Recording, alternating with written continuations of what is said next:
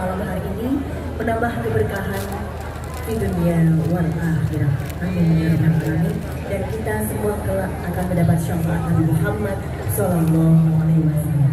Dan pada malam hari ini saatnya kita berwisata hati, mendengarkan dan menyimak tausiah yang nanti akan diakhiri dengan doa bersama Al-Mukarram Gus Miftah. Kami persilahkan.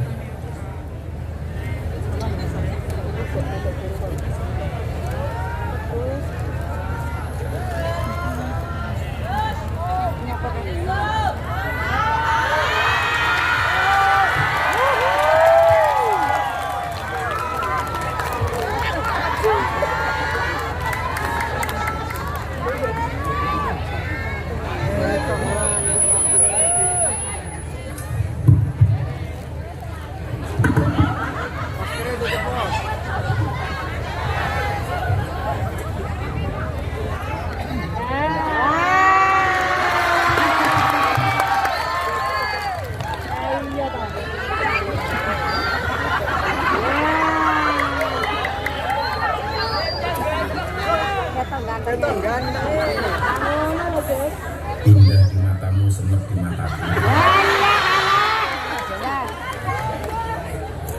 Assalamualaikum warahmatullahi wabarakatuh. Waalaikumsalam warahmatullahi wabarakatuh.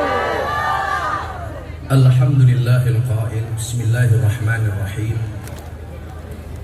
Qul ya ibadiyalladzina asrafu ala anfusihim la taqnatu mir rahmatillah. Innallaha yaghfiru dzunuba jami'an innahu huwal ghafurur rahim. Allahumma shalli wa sallim wa barik ala sayyidina wa maulana Muhammadin wa ala alihi wa ashabil mujahidin tahirin. Rabbi shrah li sadri wa yassir li amri wahlul 'uqdatam min lisani yafqahu qawli. Amma ba'du. Hadratul muhtaramin, para masyayikh, para kiai, para alim, para habaib, tokoh agama, tokoh masyarakat yang saya muliakan, wabil khusus Gus Hafid dan sahabat-sahabat Subhanul Muslimin. Mudah-mudahan Allah senantiasa jaga dengan keberkahan dan kemanfaatan. Para pejabat yang berkenan hadir, Bapak Bupati, Pak Sugiri, Bupati yang sangat sederhana. Saya agak susah membedakan diksi sederhana dan miskin. Apakah beliau ini pribadi yang sederhana atau miskin? Kayaknya ya BBT, beda-beda tipis. Tentunya beserta istri. Halo Bu. Wajahnya, mohon maaf, hatinya pasti bahagia, bisa dilihat dari bajunya, bunga-bunga. Saya meyakini kesuksesan seorang Sugiri itu tidak lepas dari doa seorang istri. Itu artinya semakin banyak istri, semakin banyak yang mendoa. Tentunya Ibu Wakil Bupati ready matang. Ibu Bupati yang saya sulit untuk membedakan antara gemuk dengan gemoy, yang beliau baru merayu saya untuk menjadikan rekom supaya bisa maju lagi. Sorry Ibu Bupati, sebelum sedingin laut lepas, kita sebelumnya pernah sahangat salon pas. Serta para pejabat yang berkenan hadir, Pak Danrem, Pak Dandim, Pak Kapolres, dan seluruh jajaran Musbida yang saya banggakan. Bapak Ibu warga masyarakat Ponorogo, rahimakumullah. Alhamdulillah, baru tadi malam saya landing dari London. Saya ada ngaji dengan Muslim London sekaligus nonton final champion antara Dortmund dengan Madrid, dan alhamdulillah Madrid menang dengan skor 0-2. Berapa skornya? 0-2. Bukan 2-0, 0-2. Gini rasa guyu-guyu.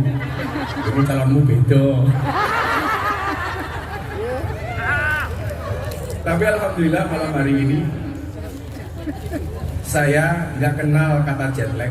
Kalau dulu orang bepergian apalagi naik pesawat selama 16 jam, Jakarta Dubai 8 jam, Dubai London 8 jam, masih tambah Jakarta Jogja. Walaupun di tempat yang sangat tinggi, alhamdulillah saya tidak kenal dengan jet lag. Saya meyakini diperhatikan tinggi banget. Kirain Monas Jakarta, ternyata tembok antara kita. Maka saya bersyukur malam hari ini, begitu saya melihat poster, judulnya keren, Tobat Geden. Sholawat keren. Yang nggak enak itu begini, sholawat keren itu pasti identiknya dengan Gus Asmi, dengan Gus Hafid. Begitu ngomong tobat itu mesti kaitannya dengan maksiat, mesti kaitannya dengan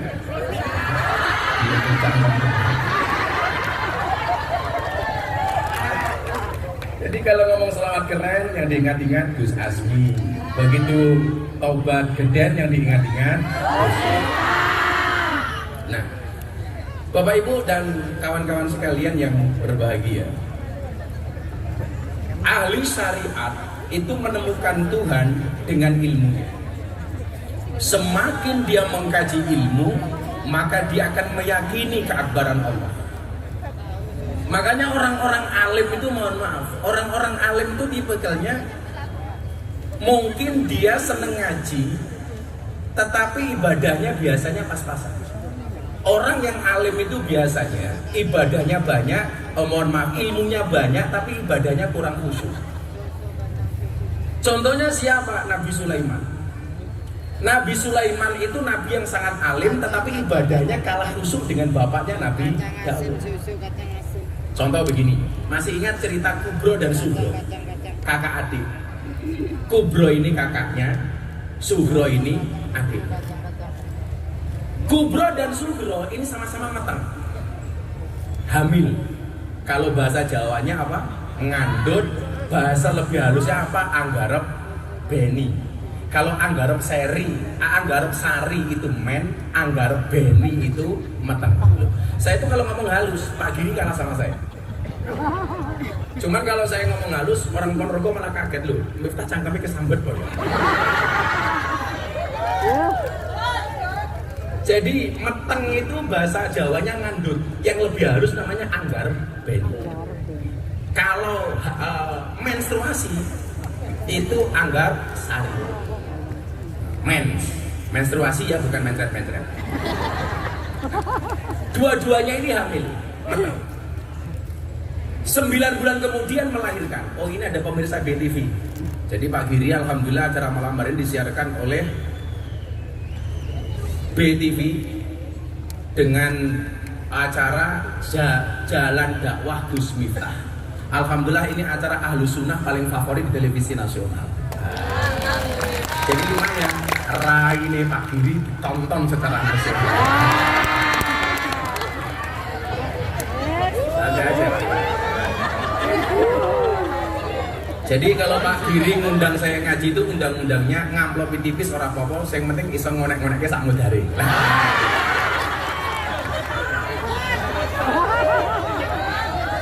Saya ditanya sama orang Ponorogo, Gus, hebatnya Pak Giri itu apa di Ponorogo? Saya bilang, Pak Giri itu kalau duit nggak punya. Orang di duit jago. Tapi hebatnya dia sebagai pemimpin Ponorogo apa satu? Modal rai. Pokoknya saben ada acara masyarakat datang, teko, wis randu isin pokoknya. Tapi mohon maaf, rakyat sekarang itu seneng dengan tipikal pemimpin sing ra duwe rai. Ono layatan ra diundang, teko. Ono sunatan ra diundang. Ora iso nyumbang bondo, minimal nyumbang suara. Soalnya Pak Giri ini alhamdulillah senajan ora duwe duit tapi suaranya apik. Jadi minimal iso nyumbang lagu. Ya toh Pak Giri? Orang itu ya antem. Akhirnya dua orang ini hamil, sama-sama hamil dari pernikahannya. Ingat ya, hamil di dalam pernikahan, bukan di luar nikah. Hati-hati, jangan sampai kalian hamil di luar nikah. Itu namanya kebobolan matamu, kebobolan, bal-balan wae kebobolan.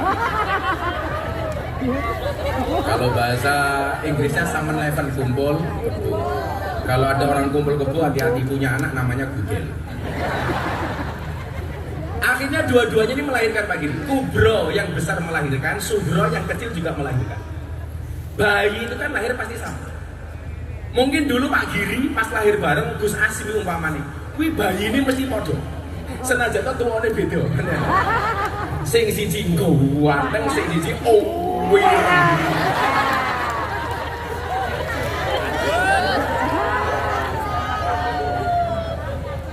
Jadi belajar dari pengalaman Pak Prabowo terpilih jadi presiden itu karena sering didolimi. Nah, makanya kalau Pak Giri pengen jadi bupati lagi maka harus siap-siap didolimi. Kira-kira begitu Pak Giri. Itu kampanye yang paling murah Pak Giri. Just gampang langsung diatur lah. Cuman saya itu agak terganggu dengan Tegal Sari itu tahun ini nggak ada haul. Alasannya karena mendekati pilkada takut untuk kampanye. Sebenarnya alasan yang tidak logis. Bukan, pengajian akbarnya nggak ada. Rasanya ya harus ngomong karena aku cok panitia.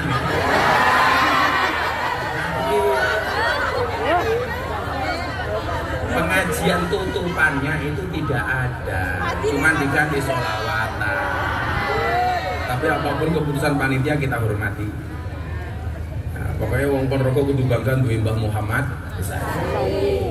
Jadi bayi itu lahir sama. Makanya kenapa bayi itu kalau lahir dikasih gelang supaya tidak ada bayi yang tertukar. Karena secara fisikly orang itu kalau lahir pasti mirip. Gak usah kembar, orang lain saja itu bisa mirip. Dikasih gelang. Singkat cerita, dua orang ini Kubro dan Sugro sama-sama pergi ke hutan. Salah satu bayi di antara keduanya dimakan harimau. Akhirnya bayinya tinggal satu. Bayinya tinggal satu. Begitu bayi tinggal satu, muncul konflik.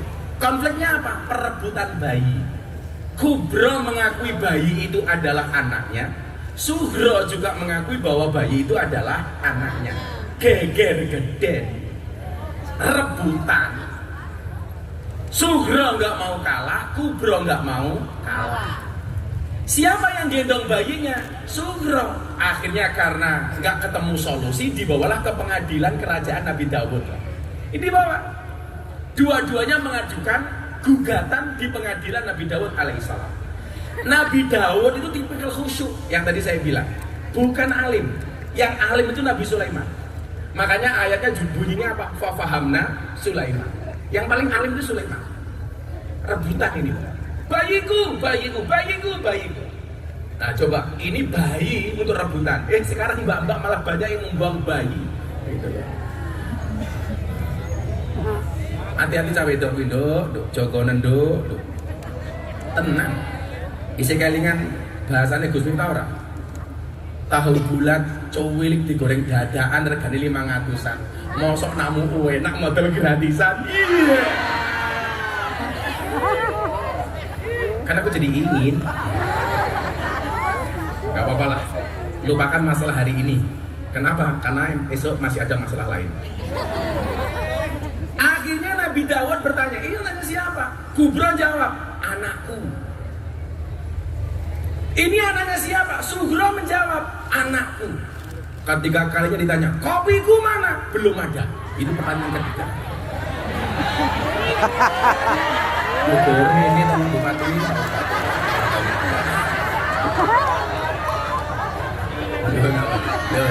Ini baru bupati pelayan rakyat.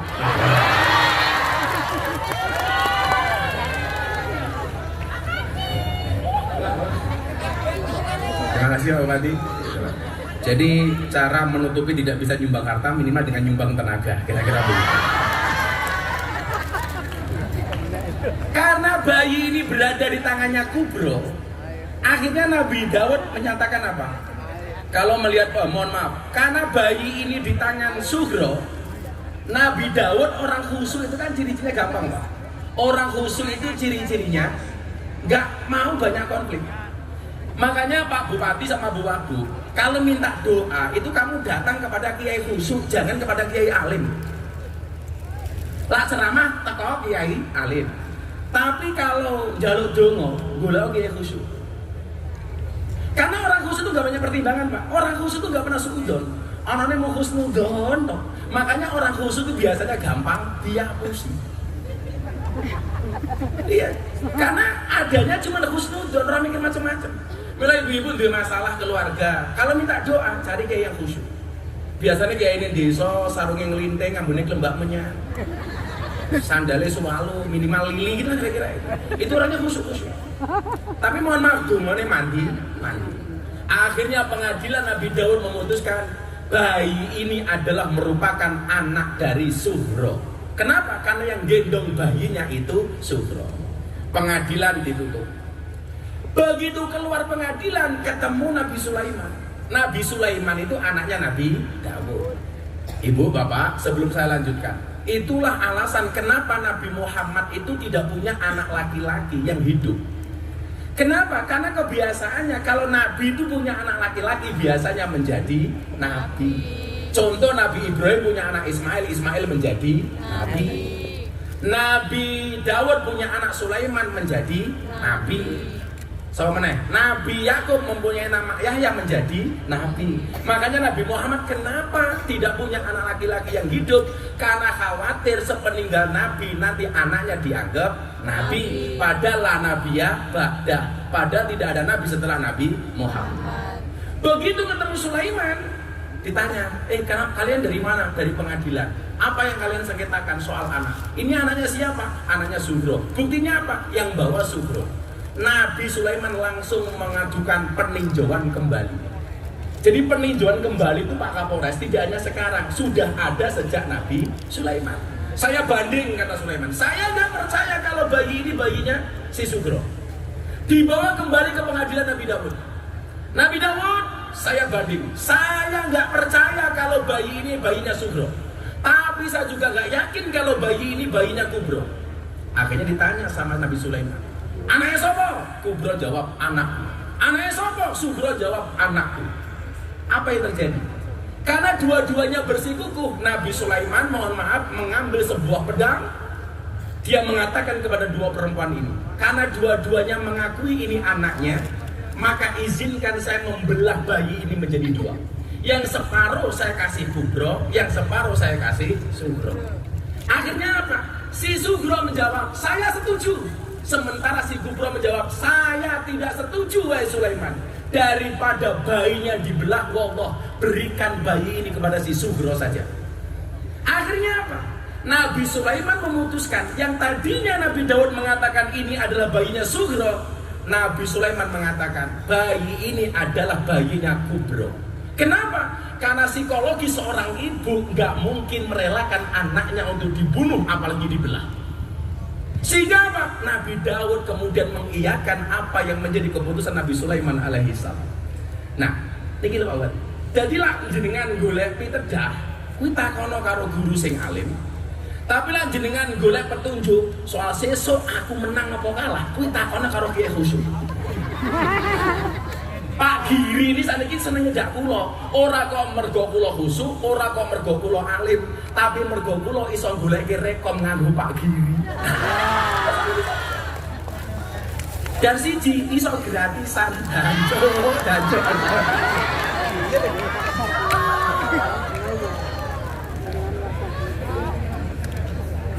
Nah, udah Gus Hamid. Lah sekolah dinyang ora apa-apa lah, sebenarnya suban lunas lah. Nah, suban berayate umur ke dinyangan mesake. Suban santai wae lho, engko tak tambahin deh. Soge, kan aku AKBP. Aku kiainya Bapak Prabowo.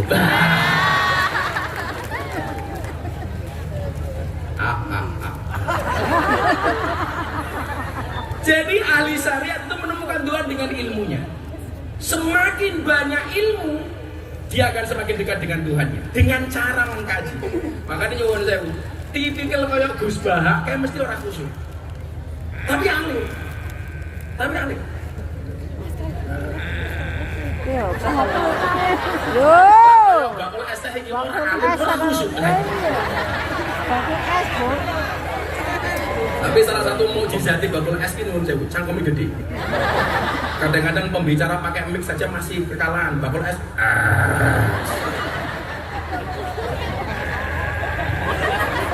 Bakul es laris